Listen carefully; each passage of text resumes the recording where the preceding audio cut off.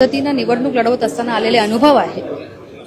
पक्ष नेतृत्वाने दाखवलेला विश्वास तर निश्चितपणाने होताच, पण त्याचबरोबर अंतर्गत जे काही वादविवाद त्या सगळ्या गोष्टींना सामोरं जावं लागलं आणि ज्या पद्धतीनं पराभवाला सामोरं जावं लागलं, कुठेतरी ह्या सगळ्याचा विचार करत असताना आणि मतदारसंघामध्ये ज्या 92,000 जी मतं मला प्राप्त झाली त्या सगळ्यांचा विचार विकास कामांच्या माध्यमातून करत असताना आजचा हा अजितदादाच्या नेतृत्वाखाली राष्ट्रवादी काँग्रेस पक्षामध्ये प्रवेश करण्याचं निश्चित आम्ही केलेलं आहे.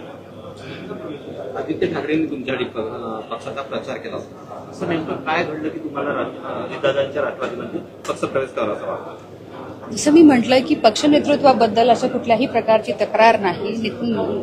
उलट आदरणीय उद्धव साहेब असतील, आदरणीय आदित्य ठाकरे साहेब असतील, त्यांच्याबद्दल नितांत आदर आणि प्रेम हे आहे, कायमच राहणार.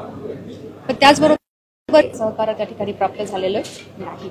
मला असं वाटतं ज्यावेळेला एखादा पक्ष उमेदवारी जाहीर करतो त्यावेळेला पक्षाच्या वतीनं आपण निश्चितपणानं तो उमेदवार कशा पद्धतीनं निवडून येईल यासाठीचा विचार आपण करत असताना आज माझ्या मतदारसंघामध्ये ह्या सगळ्या प्रक्रियेला आम्हाला अतिशय वाईट अनुभव आला असल्या कारणाने आम्ही हा निर्णय घेतलेला आहे. पण त्याचबरोबर स्थानिक लोकांचा विचार करत असताना विकास हा दृष्टिकोन डोळ्यासमोर ठेवून आम्ही हा पक्षप्रवेश करतो. एकंदरीतच तुम्ही म्हणताय की काही लोक त्रास देत होते का किंवा विधानसभेचा पराभव हा प्रमुख कारण आहे?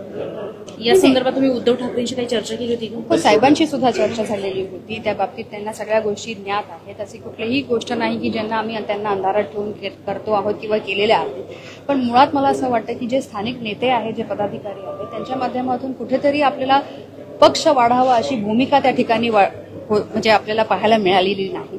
तर कुठेतरी स्नेहल जगताप ज्या वेळेला पूर्ण ताकदीने उभी राहते त्यावेळेला निश्चितपणानं आपण सुद्धा त्या ताकदीनं आपला पक्ष वाढावा यासाठी काम करावं ही भावना मनामध्ये असणं गरजेचं होतं.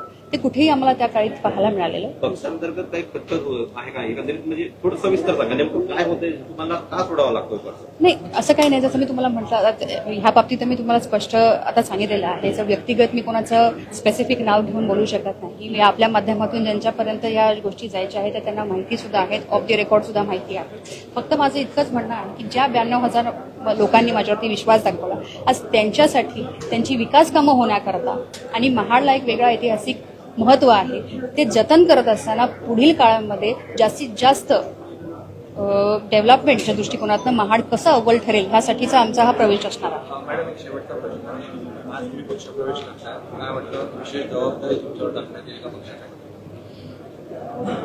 खरं तर राष्ट्रवादी काँग्रेस पार्टी म्हटलं तर तसं एक वेगळं नातं या पक्षाबरोबर कायम झालेलं आहे. माझे वडील दिवंगत स्वर्गीय माणिकराव जगताप साहेब हे या पक्षातून त्यांनी त्यांच्या आयुष्याची सुरुवात ज्या वेळेला ह्या पक्षामध्ये येण्याचा निर्णय घेतला त्यावेळेला निश्चितपणानं आपण परत एकदा आपल्या घरातच येत